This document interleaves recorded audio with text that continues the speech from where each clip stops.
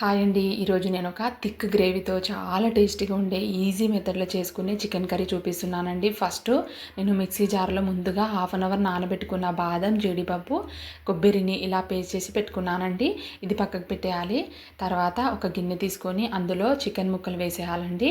ఇలా కడిగి పెట్టుకున్న చికెన్ ముక్కలు వేసేసి అందులోనే తగినంత పసుపు, తర్వాత అల్లం వెల్లుల్లి పేస్టు, ఇందులోనే కారం, ఉప్పు అన్నీ తగినంత మనకి ఎంత కావాలో అది ముందే వేసేసానండి. ఇందులోనే పేస్ట్ చేసి పెట్టుకున్న మిశ్రమం, పెరుగు అన్నీ వేసి ఇలా బాగా కలిపేసానండి. ఇందులో కొంచెం కూడా ఆయిల్ వేయలే నేను.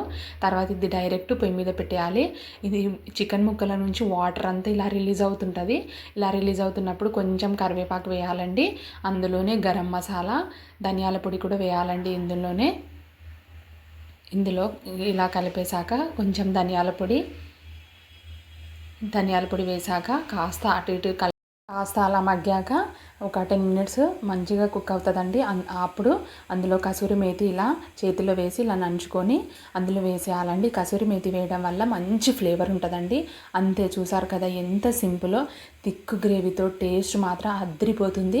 రొటీన్గా కాకుండా ఈ విధంగా చేసుకోండి. చపాతీకి అయితే సూపర్ కాంబినేషన్ అండి. నాకైతే భలే నచ్చింది. మీకు కూడా నచ్చితే కంపల్సరీ ట్రై చేయండి. నా వీడియో కనుక మీకు నచ్చినట్లయితే లైక్ చేసి సబ్స్క్రైబ్ చేయండి. కామెంట్ చేయడం మాత్రం మర్చిపోకండి. ఉంటా, బాయ్ అండి.